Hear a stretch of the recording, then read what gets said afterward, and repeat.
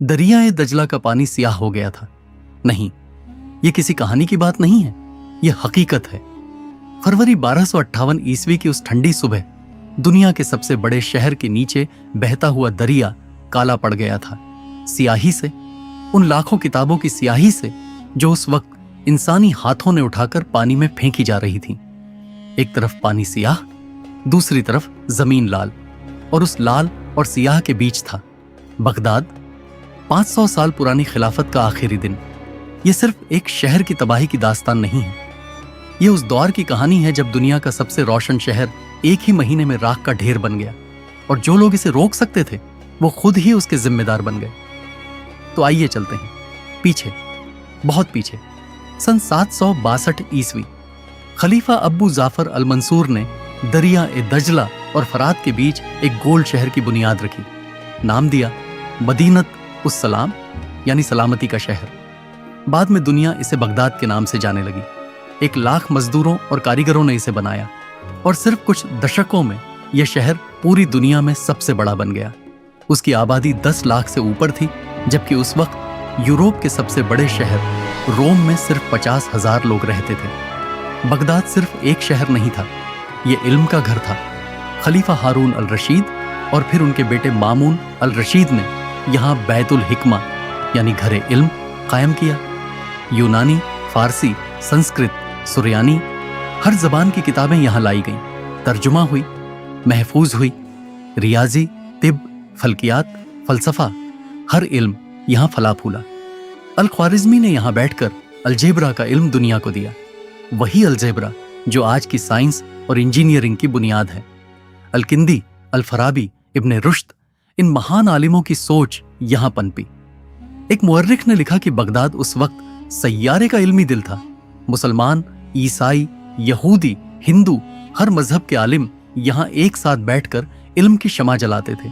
मगर हर उरूज के बाद जवाल आता है। 10वीं सदी के बाद अब्बासी खलीफाओं की ताकत कमजोर पड़ने लगी। सुल्तानों ने इकतदार संभाल लिया, खलीफा सिर्फ रूहानी सरबराह रह गए। एक के बाद एक कमजोर और लापरवाह खलीफे आते रहे। सियासी चालबाजियां, अंदरूनी लड़ाइयां, खजाने का गलत इस्तेमाल, और फिर मशरिक से एक आंधी उठी। इस आंधी का नाम था मंगोल। अब जरूरी है कि हम इस आंधी को समझें, क्योंकि जो लोग ये नहीं समझे वो तबाह हो गए। चंगेज खान ने 13वीं सदी की शुरुआत में एक ऐसी फौजी ताकत खड़ी की जिसकी मिसाल तारीख में नहीं मिलती। उसके मरने के बाद उसके पोते मोंके खान ने सल्तनत संभाली, और मोंके खान ने एक फैसला किया जो तारीख बदल देगा। उसने अपने भाई हलाकू खान को हुक्म दिया, वसती एशिया, ईरान, इराक सब फतह करो। जो सिर झुकाए उसे जिंदा रखो, जो मुकाबला करे उसे नक्शे हस्ती से मिटा दो। हलाकू खान, चंगेज खान का पोता, और जो फौज उसने जमा की वो इंसानी तारीख की सबसे बड़ी मंगोल फौज थी। मोंके खान के हुक्म से पूरी मंगोल सल्तनत के हर 10 जंगजुओं में से एक को हलाकू की फौज में शामिल किया गया। 1.5 लाख से ज्यादा घुड़सवार, साथ में लगभग 1000 चीनी आर्टिलरी एक्सपर्ट। यह जानकारी उस दौर के ईरानी मुअर्रिख अता मलिक जुवैनी ने खुद दर्ज की, जो इस मुहिम में हलाकू के साथ मौजूद थे। साथ में अर्मीनियाई और जॉर्जियाई ईसाई फौजी, साथ में ईरानी और तुर्क रजाकार। यह सिर्फ एक फौज नहीं थी, ये एक चलती फिरती तबाही की मशीन थी। और इस मशीन की सबसे बड़ी खासियत यह थी कि यह सीखती थी हर जंग से, हर शहर से, हर दुश्मन से। जिन कौमों को मंगोलों ने हराया, उन्हीं के इल्म और हुनर को उन्होंने अपनी ताकत बना लिया। चीन से तोपखाने की तकनीक ली, फारस और अरब से मुहासिरे के हथियार सीखे, और माहिर इंजीनियरों को कैदी बनाकर अपनी फौज में शामिल कर लिया। यही वजह थी कि उनके सामने कोई दीवार टिक नहीं पाती थी। अब बात करते हैं उस मशीन की जो बगदाद की दीवारें तोड़ने के काम आई। मंगोलों के पास उस दौर में दुनिया की सबसे जानलेवा घेराबंदी की तकनीक थी। उन्होंने चीनी इंजीनियरों से काउंटरवेट ट्रेबुशे यानी वजनदार पत्थर फेंकने वाली बड़ी बड़ी मशीनें बनाना सीखा था। ये मशीनें 100 से ज्यादा किलो के पत्थर सैकड़ों मीटर दूर फेंक सकती थीं। उनका निशाना इतना सटीक था कि एक पुराने मुअर्रिख ने लिखा, उनके पत्थरबाज सुई की नाक को ऊंट का दरवाजा बना सकते थे। मगर पत्थर ही नहीं, मंगोल मशीनें आग उगलती थीं। नेफ्था यानी जलता हुआ तेल के मटके फेंके जाते थे। शहर के अंदर जहां ये गिरते, आग का जहन्नम खड़ा हो जाता। रात के अंधेरे में बगदाद की फसीलों के ऊपर से जब आग के गोले आसमान में उठते और नीचे उतरते, तो वह मंजर किसी कयामत से कम नहीं था। इमारतें जलती, छतें गिरती और चीखें, वो चीखें जो दीवारों के पार भी सुनाई देती थीं। मंगोलों के तीरंदाज भी आम नहीं थे। उनकी कमानें अंग्रेजी लोंगबो से दोगुनी दूरी तक मार करती थीं, 250 मीटर तक। वो 1 मिनट में 6 तीर चला सकते थे और उनके तीर भी अलग अलग किस्म के होते थे, कुछ जो जोरदार घाव करते, कुछ जो सीटी बजाते दुश्मन के दिल में दहशत भरते, और कुछ जो जलती हुई नेफ्था में डुबोकर चलाए जाते थे। और यह सिर्फ जंग नहीं थी, ये नफसियाती जंग भी थी। हलाकू एक चालाक जंगसाज था। उसने बगदाद पहुंचने से पहले ही कई शहर तबाह कर दिए थे और हर बार वह बचे खुचे लोगों को जिंदा जाने देता था। क्यों? ताकि वो लोग आगे जाकर उस तबाही की कहानी सुनाएं, डर फैलाएं और अगले शहर वाले बिना लड़े ही हथियार डाल दें। यही हुआ था अलामूद के किले के साथ। हलाकू ने जब अलामूद पहुंचने से पहले पहाड़ी रास्तों पर डेरे डाले और अपनी फौज की भारी तादाद दिखाई, तो हशीशीन फिरके के लोग, जिनका यह किला नाकाबिल ए शिकस्त माना जाता था, बिना लड़े ही बाहर आ गए और उनकी लाइब्रेरी को भी जला दिया गया, उसी तरह जैसे बाद में बगदाद की किताबें दरिया में फेंकी जाएंगी। यह हलाकू का तरीका था, पहले दहशत, फिर घेराव, फिर तबाही। अब आते हैं बगदाद के दरबार में, और यहां जो हुआ वो किसी दिल को चीर देने वाले नाटक से कम नहीं। खलीफा अल-मुस्तासिम बिल्लाह, अब्बासी सल्तनत का आखिरी खलीफा। तारीख उन्हें कमजोर, बेफैसला और हकीकत से बेखबर इंसान के तौर पर याद करती है, मगर सच ये है कि उनकी तबाही सिर्फ उनकी अपनी कमजोरी नहीं थी, यह सालों की गलत सियासत और अंदरूनी बिखराव का नतीजा था। सितंबर 1257 में हलाकू ने खलीफा को पहला खत लिखा। हुक्म सीधा था, या तो खुद आकर मेरे सामने सिर झुकाओ या फिर तैयार हो जाओ। और हलाकू ने धमकी दी थी। मुअर्रिखों ने उसके खत का जो मफहूम नकल किया है वो कुछ इस तरह था: मैं तुम्हें आसमान की बुलंदी से जमीन पर पटक दूंगा, शेर की तरह तुम्हें सबसे नीचे गिरा दूंगा, तुम्हारे मुल्क में एक इंसान भी जिंदा नहीं बचेगा, तुम्हारे शहर, जमीन और सल्तनत को आग में बदल दूंगा। यह सिर्फ धमकी नहीं थी, यह एक ऐलान था। खलीफा के दरबार में 2 आवाजें थी। एक तरफ थे जो कह रहे थे, लड़ो, मुसलमानों को जमा करो, मिस्र से मदद लो, मंगोल हमारा कुछ नहीं बिगाड़ सकते। दूसरी तरफ थे वजीर आजम इब्ने अल-अलकमी। उनके बारे में बाद के सुन्नी मुअर्रिखों ने गद्दारी के आरोप लगाए। दूसरे मुअर्रिख कहते हैं कि वो एक ऐसे बेबस आदमी थे जो एक टूटे हुए दरबार और एक रुकती न जाने वाली आंधी के बीच फंसे थे। मगर एक बात तारीख ने साफ दर्ज की है, उनके जरिए खलीफा को यकीन दिलाया गया कि मंगोल पीछे हट जाएंगे। यकीन जो झूठा साबित हुआ। इब्ने अल-फूती, जो उस वक्त एक नौजवान थे, बाद में बगदाद के बड़े लाइब्रेरियन बने और जिन्होंने ये सब अपनी आंखों से देखा, उन्होंने लिखा कि खलीफा की फौज के सिपाही तनख्वाह न मिलने की वजह से मस्जिदों के दरवाजों पर भीख मांगने पर मजबूर हो गए थे। खजाना भरा था, मगर खलीफा ने उसे खोलने से इनकार किया, और जब जंग शुरू हुई तो उन्हीं सिपाहियों से उम्मीद थी कि वो बगदाद को बचाएंगे। वो सिपाही जिन्हें महीनों से तनख्वाह नहीं मिली थी, जो भूखे थे, जो थके हुए थे, जो टूटे हुए थे। ये सबसे बड़ी गलती थी। जब दुश्मन दरवाजे पर खड़ा हो और तुम्हारा खजाना बंद हो, तो वो खजाना तुम्हारी ताकत नहीं, तुम्हारी कब्र बन जाता है। जनवरी 1258 की शुरुआत। हलाकू की फौज 3 तरफ से बगदाद की तरफ बढ़ने लगी। मशरिक से हलाकू खुद, मगरिब से बाइजो नोयान की फौज, जनूब से कटबोका नोयान। कल्पना करो वो मंजर, जनवरी की ठंडी धुंध में दूर दूर तक घोड़ों की टापों की आवाज, आसमान पर धूल का बादल, और बगदाद की ऊंची मीनारों से जब पहरेदारों ने उस धूल को देखा तो उनके दिल में क्या गुजरी होगी। 16 जनवरी को खलीफा के दावादार ने 20,000 पैदल फौज के साथ मंगोलों के खिलाफ पेशकदमी की। पहले तो कामयाबी मिली, मंगोल फौज पीछे हटी। अब्बासी फौज ने जश्न मनाना शुरू किया, मगर यह उनकी आखिरी भूल थी। उस रात अंधेरे में हलाकू के लश्कर ने दुजैल नहर के बंद तोड़ दी और पानी, वो ठंडा काला पानी, जश्न मनाते हुए पड़ाव पर आ गिरा। पूरी अब्बासी फौज पानी में डूब गई। वो जो बचे वो तितर बितर हो गए। ये जंग की नहीं, अक्ल की जीत थी। 29 जनवरी को बाकायदा घेराबंदी शुरू हुई। अब उस मंजर को समझो। मंगोलों ने शहर के चारों तरफ खाइयां खोद ली। हजारों मंजनिकें, वो भारी भरकम पत्थर फेंकने वाली मशीनें बगदाद की फसीलों के सामने खड़ी हो गईं। रात और दिन बिना रुके पत्थरों की बारिश होती रही। आग के गोले गिरते रहे, नेफ्था के जलते मटके छतों पर टूटते रहे, और जब कभी मंगोलों की कोई मंजनिक टूट जाती तो चीनी इंजीनियर तुरंत नई बना लेते। जब फसील से तीर ज्यादा आने लगते तो खाइयां खोदकर ढाल बना ली जाती। ये लोग रुकना नहीं जानते थे, ये थकना नहीं जानते थे। अंदर बगदाद के लोग तहखानों में दुबके बैठे थे। हर सुबह नई तबाही का मंजर, हर रात टूटती दीवारों की आवाज, बच्चों का रोना, बुजुर्गों का कलमा पढ़ना, और वह खौफनाक सीटी जो हर पत्थर के साथ आसमान से आती थी। जब तक वो न टूटे, लोगों की सांसें रुकी रहती थीं। 4 फरवरी तक मशरकी फसील पर मंगोलों का कब्जा हो गया। अब खलीफा घबराए।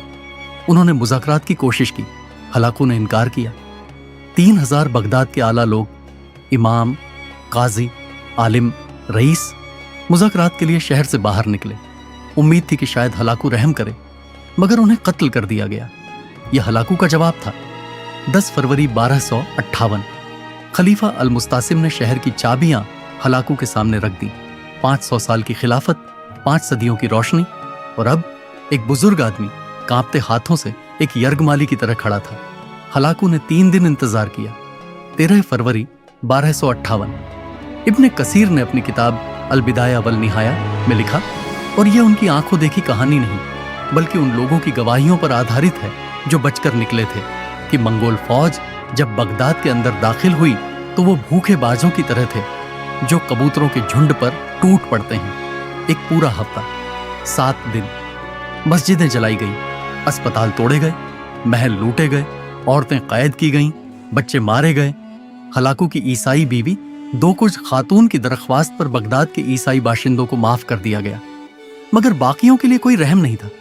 मुअर्रिखों के अंदाजे अलग अलग हैं। 2 लाख से लेकर 8 लाख तक की तादाद में लोग मारे गए, मगर सब इस पर एकमत है कि यह इंसानी तारीख के सबसे खूनी दिनों में से एक था। और फिर आया वो लम्हा जो आज भी दिल को चीर देता है, बैतुल हिकमा, हिकमत का घर, वो अजीम लाइब्रेरी जिसमें यूनान, फारस, हिंद, रोम का इल्म महफूज था, जहां अल ख्वारिज्मी की रियाजी की किताबें थीं, इब्ने सीना के तिब के नुस्खे थे, फल्कियात के वो मुशाहिदे थे जो सदियों की मेहनत का नतीजा थे। यूनानी, लातीनी, फारसी, सुरयानी, हर जबान में लिखा हुआ इल्म। मंगोल फौजियों ने उन्हें उठाया और दरिया ए दजला में फेंक दिया। एक दौर के मुअर्रिख ने जो मंजर देखा उसे इन लफ्जों में बयान किया। इतनी किताबें थीं कि दरिया पर एक पुल बन गया जिस पर चला जा सकता था, और पानी जो कल तक साफ था स्याही से काला हो गया। कई दिन तक दरिया ए दजला का पानी स्याह रहा। ईरानी माहिर फल्कियात नसीरुद्दीन तूसी जो हलाकू के साथ थे, उन्होंने चंद हजार मखतूतात बचाने में कामयाबी हासिल की और उन्हें मराघा की रसदगाह में महफूज कर दिया। यह उनकी दूरंदेशी थी कि जो बचाया जा सकता था बचा लिया, मगर जो जाया हुआ वो जाया ही रहा, हमेशा के लिए। और खलीफा अल मुस्तासिम, हलाकू ने उन्हें उनकी तमाम दौलत के साथ एक कमरे में बंद कर दिया। सोने चांदी के ढेर उनके सामने रखे और कहा, खाओ। जब खलीफा ने कहा कि यह खाने की चीज नहीं, तो हलाकू ने पूछा, तो फिर इसे जमा क्यों किया? इससे फौज क्यों नहीं बनाई? अपना दिफा क्यों नहीं किया? मंगोलों की रस्म थी कि शाही खून जमीन पर नहीं गिरना चाहिए, इसलिए खलीफा अल मुस्तासिम को कालीन में लपेटा गया और घोड़ों के सुमों तले रौंद दिया गया। इब्ने कसीर ने लिखा, उन्हें एक बोरे में लपेटकर मारा गया ताकि उनका खून जमीन पर न गिरे। वो डरते थे कि जिस सज्जा की उन्हें चेतावनी दी गई थी वो उन पर न आए। 500 साल पुरानी अब्बासी खिलाफत का यह अंजाम था। 20 फरवरी 1258 8 मार्च को हलाकू बगदाद से रवाना हो गया, पीछे छोड़कर रुबड़े और लाशें। मगर ठहरो, तारीख यहां खत्म नहीं होती।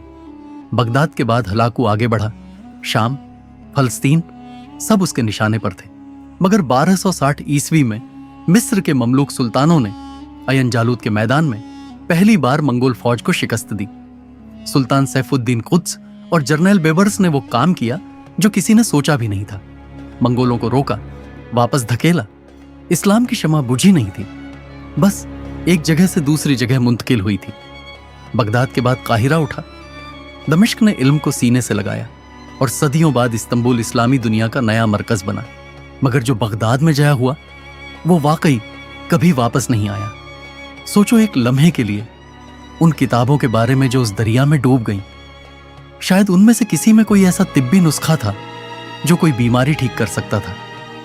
शायद किसी में फल्कियात का वो इल्म था जो आज हमारी समझ को सदियों आगे ले जाता। शायद किसी में वो फलसफा था जो इंसानियत को कुछ और राह दिखाता। हम कभी नहीं जान सकते, क्योंकि वो सब पानी में है, हमेशा के लिए। वो किताबें जो दजला में बह गईं, वो इल्म जो राख हुआ, वो आलिम जो कत्ल हुए, वो सब क्या थे?